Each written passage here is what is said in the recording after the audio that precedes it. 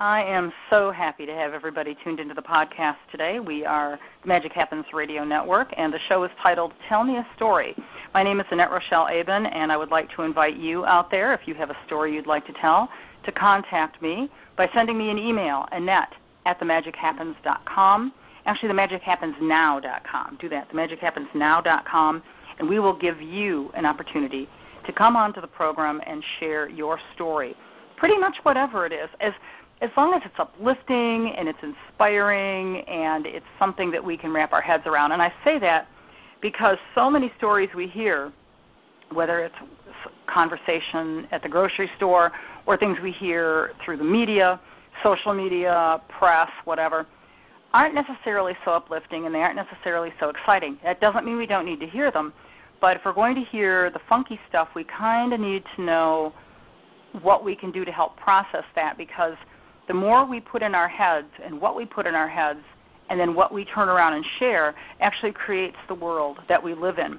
And I really believe that even though that did not come out of the mouth of the gentleman I'm presenting today for your enjoyment and education and entertainment, I really believe that has a lot to do with why he does what he does. I have had the pleasure of being able to know this person for several years, working oddly enough through a situation like this, radio network, and I used to help him with his radio show every now and then. The guy's done an awful lot in the years that he's been here on this earth. His name is Kevin Szawala, that is Szawala, and he has a nickname that has turned him into one of the most sought-after keynote speakers, youth speakers and entertainers on the school circuit these days in the United States, and we're hoping that this will go a little further than that because Canada could use him, Mexico could use him, South Africa could use him.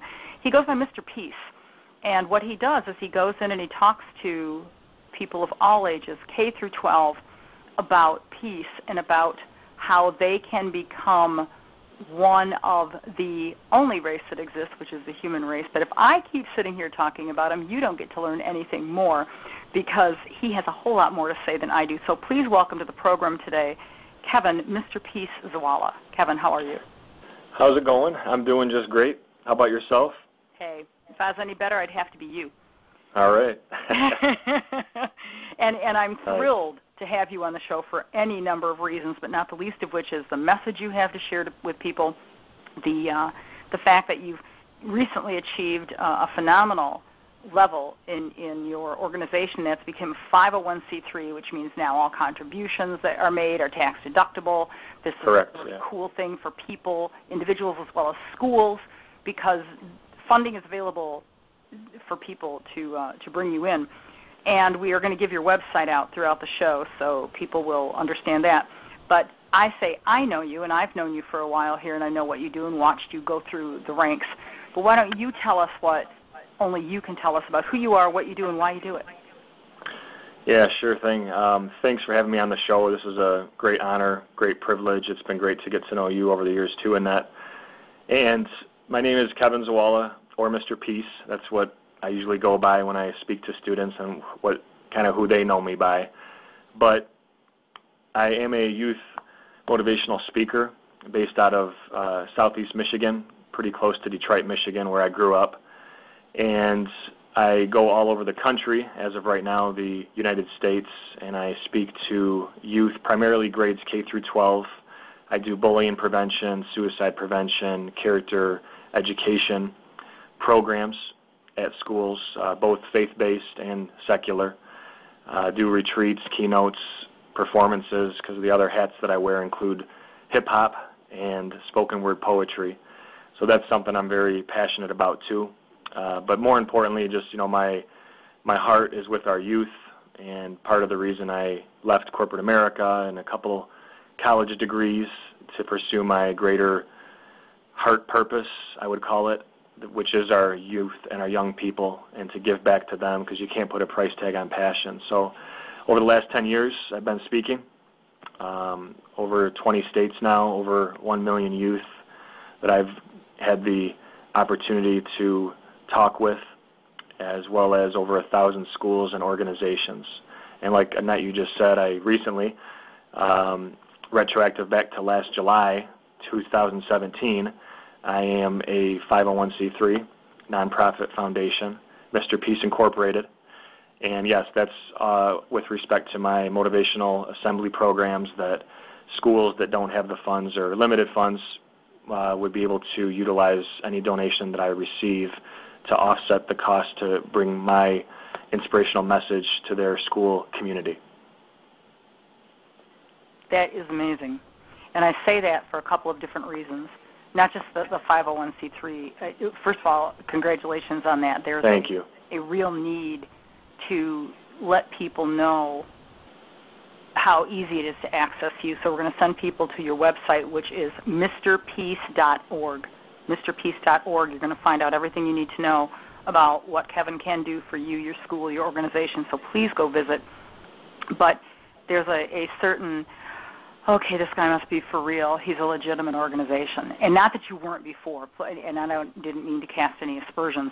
It's just Sure. that there's one of those things that when people are looking through their calendar for the coming year, you know, schools and superintendents and PTAs and PTOs, they're like, okay, who can we get that we know we can trust, that's got a track record? 10 years, my gosh, over 1 million people, my gosh, you've got a track record. And now you've got all the supporting energy to go along with it. So definitely, this is so exciting. What I find to be frustrating as an adult, a senior citizen, you know, AARP classifies you as senior citizen over 50, which is what everybody Right. wonder what I mean by that. When I say I'm a senior citizen, is I tend to look at the world now and hope that it's far more compassionate and far more resilient than it was when I was in school, living through the riots in Detroit in '67 and watching the integration of my all-white school turn into a free-for-all because there was such racial tension at that time, and that was an elementary, junior high.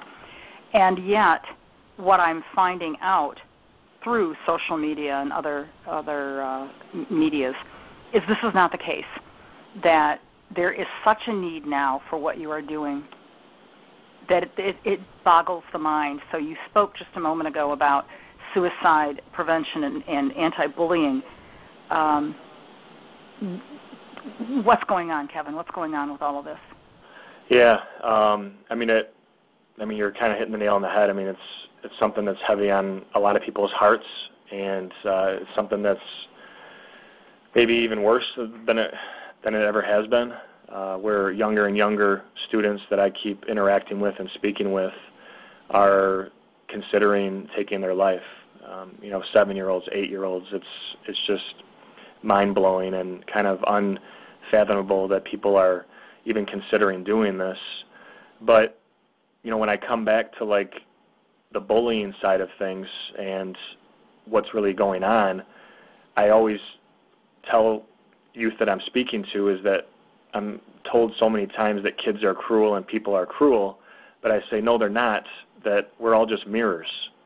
And we just mirror what we're taught, in our environments, at home, who we interact with. And unfortunately, many times what we reflect is fear towards others and, just people that we don't really know or are a different skin color, different background, different culture, whatever it is, just we're born differently than us in some capacity.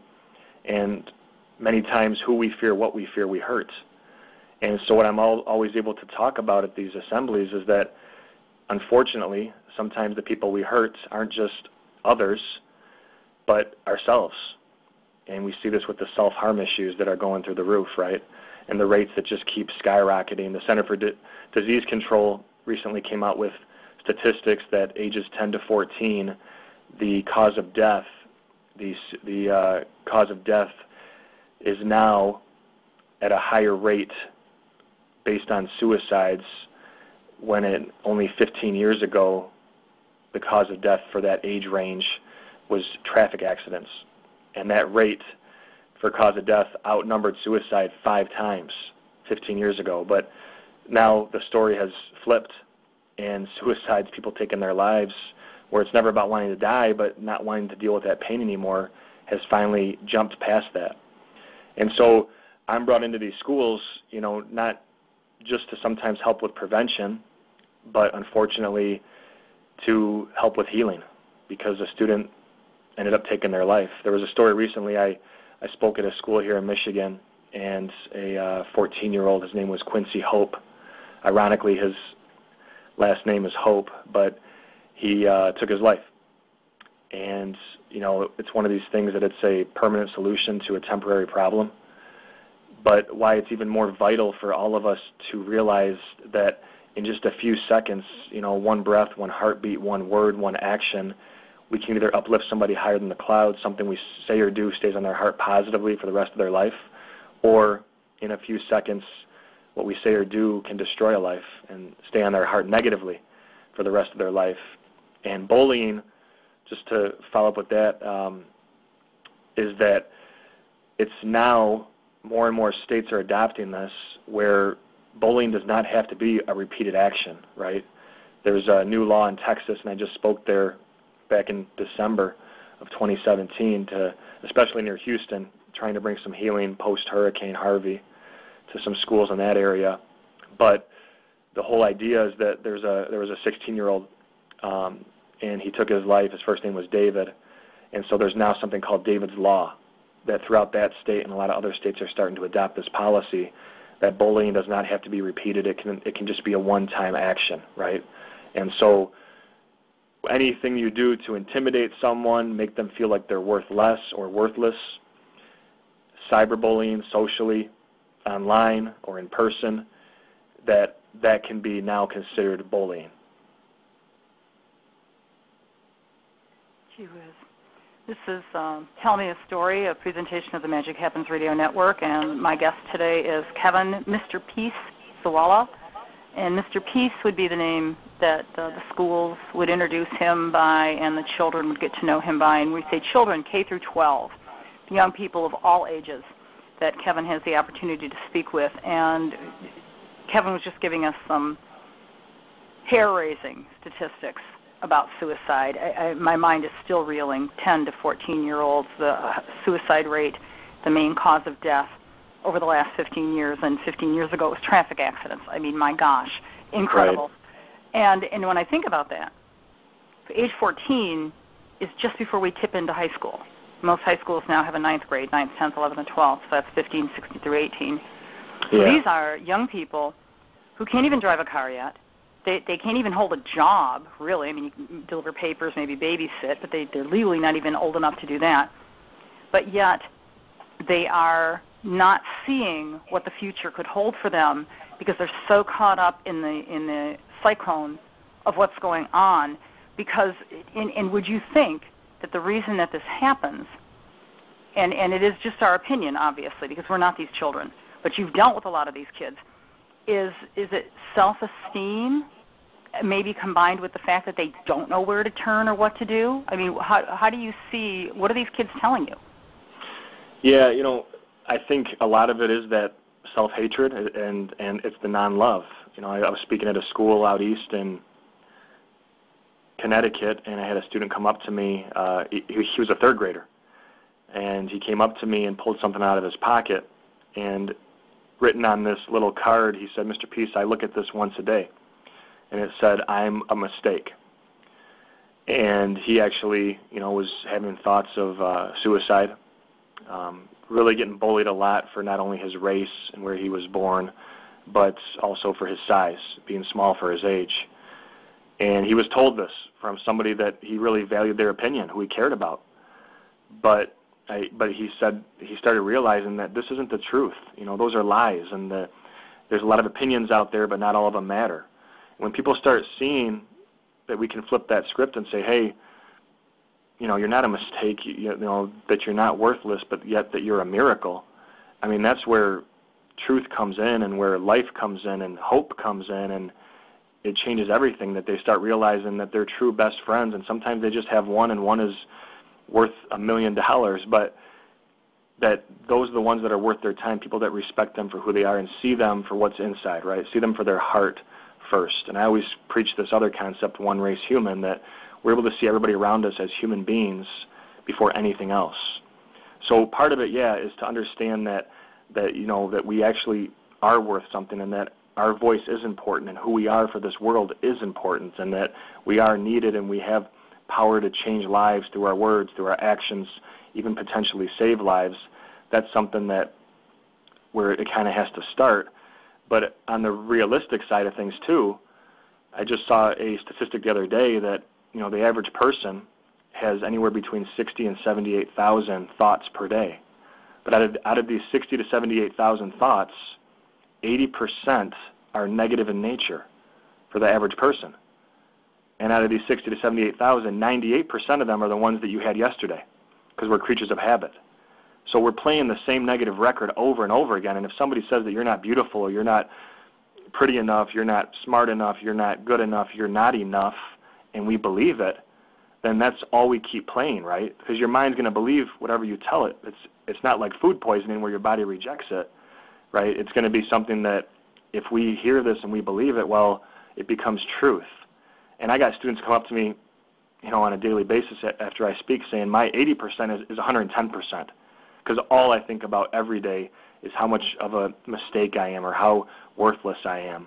And yeah, it breaks my heart, but that's what I'm seeing, and that's what people are feeling, a lot of these young people in pain. So we have to try to bring some healing, try to bring some hope to them, and it starts by hitting them at the heart level.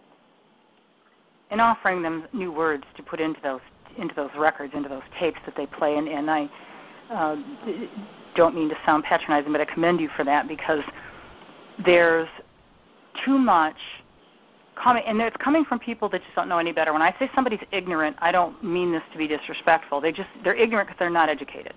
Stupid Right. is stupid, but ignorant means you can be educated. So ignorance and I don't mean this as a disrespectful term, but a lot of people are ignorant as to what to say, and they say things like, suck it up, deal with it, be stronger than that, what do you think? And if we really listen to the way I just said that, we're hearing a lot of this from our parents. We're hearing a lot of this, heaven forbid, from teachers, educators, counselors, not because they don't want us to be better, but they have heard the same thing that we are hearing, and they don't know how to get us. You have said something, I've heard you say it, hurt people, heal people, heal people. Yeah. So if we are turning to people who are just as hurt as we are, and we're looking for guidance and direction, and in many cases, if it is our own family, our siblings, older or younger, our parents, etc., extended family, God love us, the answers aren't there because they don't know what they are.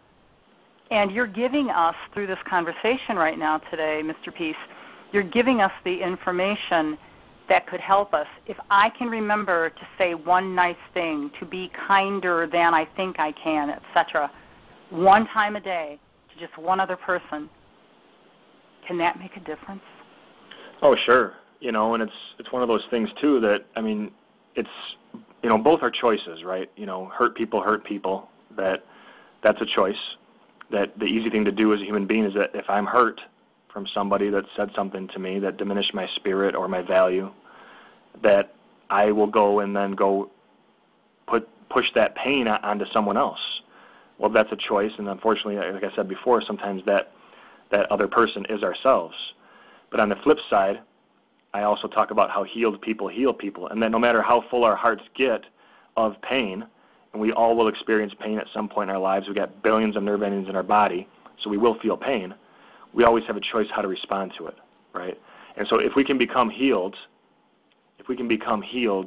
well, now all of a sudden, we can now go start to help heal other people. Because until we do that, until we've been able to forgive, our enemies really, and people that have shown us only hate, which is not easy to do, but possible. But if we're able to do that, well, yeah, then we're all in for this planet. Now we can finally start to help other people at the capacity that we were meant to do. And I don't believe that we are that far away. A lot of times, the phrase, it's darkest before the dawn. We're in some pretty dark times. And the energy around us of anger and frustration and hurt, it's pervasive. You pick it up everywhere. You can hardly overhear a conversation, casual as it may be, no matter where you are, where somebody's not having a frustration thought that they're voicing regarding anything. It doesn't matter. The weather, this, that, the other thing. And yet I really believe that the fact that they're bringing it out and they're not holding it in is asking for help. It's a cry for help. The fact that they're letting it go, maybe not directed at one particular person, is that they're wanting to hear different words back. But the thing that I keep bringing up in my head, it keeps coming back to me, is it's like an echo. If you go stand in front of the Grand Canyon and you yell, "I hate you," you know what's going to say back to you? "I hate you." But if you yell, "I love you," it's going to yell back, "I love you." So I would imagine, Mr. Peace, that this is what you're doing with these kids, is you're giving them options to develop skills where what they send out is what comes back to them. And Sure. That's got to be some of the most empowering things that somebody could do, and I thank you so much for that. You're welcome. And and to that point, sometimes we're giving them more tools in these assembly programs than some of their parents have, right, or their guardians. And so they're hopefully going to head back and teach them something too, and if their hearts are open to that. And we never fault anybody that has a certain belief or a certain opinion. If those are the tools they have or don't have, well, then that's all they know. And they haven't really had the opportunity to break past that and, be able to put away the blinders and see somebody, as a human being before anything else, and have that type of empathy and compassion and kindness enter into their hearts. And I truly believe that, it happens time and again that I leave a school, and it doesn't mean that the bullying stops, right? But what I guarantee will happen is that the response will change. And it has over and over again, where students reach out to me and, they got tripped 2 weeks after I spoke in the hallways, and they got right back up, walked over to the bully, shook their hand, smiled at him, and said, "Have a great day." And the bully's mouth just dropped, and everybody watching, their mouths dropped because they expected the person to cry or run away or fight back and fail and do exactly what the bully wants, is give that, negative reaction. But they did the opposite. They showed him love. And that's the greatest thing that this person needed, was love. And to give him that gift, not only did you take away his power over you, but you got your power back too, right?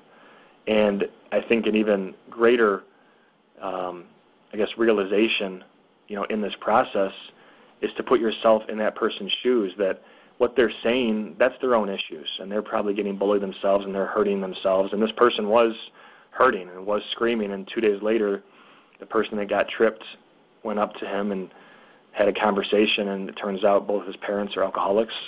They both abuse him, and that's where all of this stemmed from. He was just repeating the cycle. But I'm really trying to wake some of these youth up, and even educators, that we have the opportunity to break these cycles. I love it. MrPeace.org is the website we want to send everybody to, where you'll find out how to bring Mr. Peace to your school, your church, your organization. Have an assembly somewhere. Don't let the age range bother you.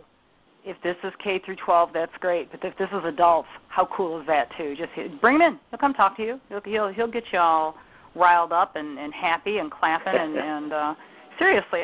Because let's face it. I'm whatever age I am. You're whatever age you are. But inside, we're still that little kid. Like you said, we're still playing those tapes. If somebody doesn't give us a diversion from that, we're going to play the same old over again. And, of course, the adult who beats up on the child or doesn't give the child the love and the care that they need, whether they actually physically touch them ever or not, is still reacting from that little kid point of view, because they're scared. They don't think they can get any further than they can. So to give us that hope is so important, Mr. Peace. It's just so darn important, because we do have to and I think own a lot of that stems from, and even like the impact that your radio show has on all of your listeners and people that tune in, is that you yourself are willing to get vulnerable, and that's how I'm able to take this message deeper with a lot of students and any audience that I speak to, before I begin any talk, I always say, please know that every single breath I take today is going to be worth your time. And the reason it is because they instantly see that I have something vested in their well-being, that I really, truly care. And nobody cares what you have to say, right? The age-old phrase, until they know how much you care. Okay. But when I'm able to get vulnerable and relive some of my painful memories and moments in my life, and where I still was able to choose love over the hate and really hope over fear, it's a testimony and an example of what's possible for them. I also share a lot of stories of kids their age so that they're able to kind of relate to somebody at their age level. I keep things very visual, whether it's younger or older, through PowerPoint presentation, not bullet points, but pictures that reinforce the stories, and video clips that are very inspirational, very heart-hitting. I also have my hip-hop talent and musical talent, so that's able to kind of get their respect, and through that talent, I'm able to take the message even at a more, I can now take it more personal because I've got their attention. And it's a combination of all that. The biggest is heart, but I invoke some humor, and I invoke a lot of audience participation. I'm not just standing back in the crowd. I get right into the crowd, and I just end up sharing my heart. Every talk's different. Every audience is a little bit different, but at the end of the day, kids are kids, right? The ones I speak to in California or Massachusetts or Georgia or Texas or Michigan, they're all going through the same things, right? They're all going through different intensity levels maybe of the same issue. But that's what unites us, is pain as human beings. And so it's up to some of us to get real enough to go and say, hey, it doesn't have to define you going forward. Wow, and the opportunities then that people have to create lives that they're happy in is just off the charts. You can't even measure it, because the thing that I find the hardest to understand are people who are constantly unhappy. I know that the word gratitude gets used and abused in many different ways, but if you can't start your day with something that you're grateful for and end your day with something that you're grateful for, you are literally programming yourself for a life that is, why would you want to live that kind of life? I mean, this is your, like you said, your choice. So when you look at somebody that you're right there in front of them, and you can see that the door is almost open, the wheel's almost turned, is there something that you feel when you look at this person's face, look right into their eyes, that lets you know that maybe the next word you say could be the thing that just makes it click for them, and the door suddenly pops open and the light goes on and they're like, oh my gosh, I get it? Or do you have to just let it go and kind of walk away and say, well, I kind of hope that works for you? I mean, how does this affect you, I guess, is what I'm saying, because I understand how it affects the kids. Yeah. You can see it by going to MrPeace.org. Your videos are amazing. Yeah. But what about you? I think you, as a speaker, as somebody that's trying to get some type of reaction out of any audience you speak to, when you see the tears and when you see the eye contact, when you have the pin drop moments, when you have the hugs after the talk and the one-on-one conversations and testimonials that are very, very personal right after the talk, well, you automatically think, okay, those are some signs that what I did today, that I left the impact that I was looking for. But you don't always get that. And some students aren't ready to hear the message yet. Some people in general aren't ready to hear the message. It doesn't mean that you haven't planted the seeds. So that when something does come around on a certain story that you shared or example you gave, all of a sudden now things start to hit home, right? And I've had this happen a number of times where I get an email 3, 4, 5, 6 months after I spoke. And I remember one in particular, there was a girl named Logan, and she said, hey, Mr. Peace, you spoke at my school. I was in the front row. I was talking the whole time, wearing a flannel shirt. You probably don't remember me. And she said, it might not have looked like I heard anything you said, but I heard every word. And I remembered her. It's hard to forget sometimes people that are talking during your whole talk, and it happens. But at the time, she hadn't really had a painful memory in her life when I asked that question. But the night before she sent the email, her best friend overdosed. And now all of a sudden, she had a painful memory. And she was reeling, and she was searching. And now what I had shared 6 months back was finally ringing true in her heart. And so that's when I know that I'm responsible for my effort, not the outcome. I know that I can love, I can't always change, right? That's going to be up to the individual to eventually have that aha moment or that spark that comes alive in their heart, or a teacher, someone, coach, somebody that helps to nurture the initial, seed that I planted, or that initial momentum, that they have someone in their life that also cares about them. And I'll be their biggest champion for as long as I can be, as long as I have air in my lungs. And on social media, even though we're not face to face, I have students that say, Mr. Peace, what you shared today, and sometimes I only get 20 minutes with some students, but what I shared to this 9-year-old is going to be on her heart for the rest of her life. And those types of things bring me to tears. And tears are strength; they're the sweat of our strength. But it's just those moments that I know what I'm doing is worth it, and it is making the impact, even though you don't always see it visually. You have to just trust that the words you're sharing and your heart that you're sharing is needed and is necessary and is working. Couldn't have said it better myself. The honor and the pleasure of having Mr. Peace, Kevin Szawala, on the program telling me a story today has been all mine. Mr. Peace, I can't thank you enough for giving us of your time today, putting some seeds out there for us to think about, maybe water, maybe plant deep in our hearts. And everyone listening can be part of this network of yours simply because they took to heart what you said today.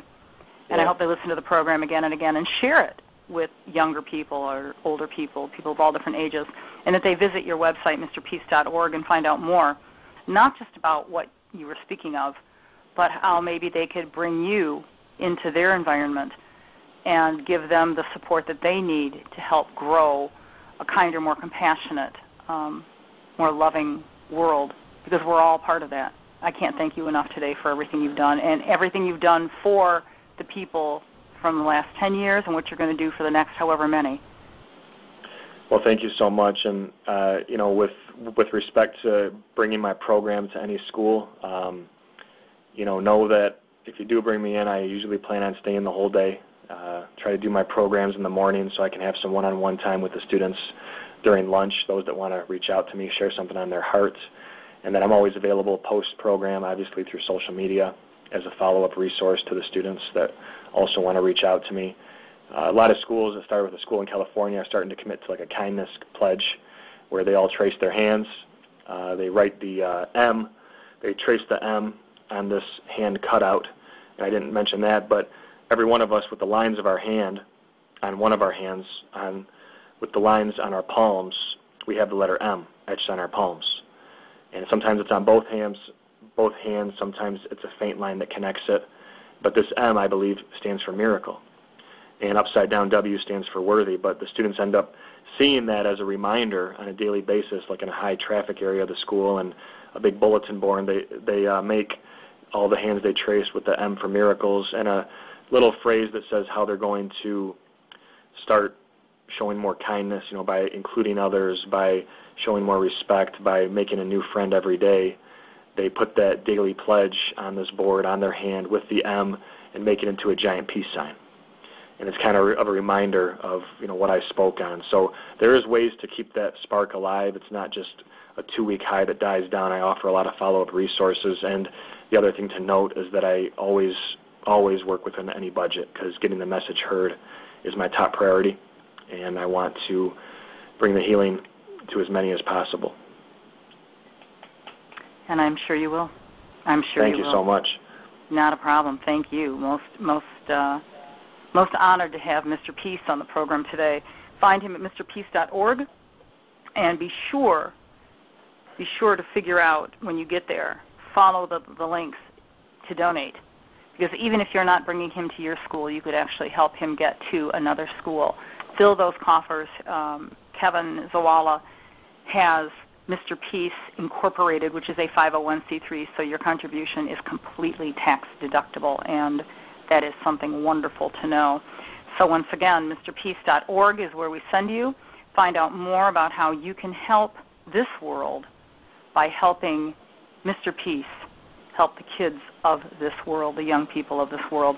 It has been our pleasure to have Mr. Peace here on the program today. The program is titled Tell Me a Story, and you can find us at the Magic Happens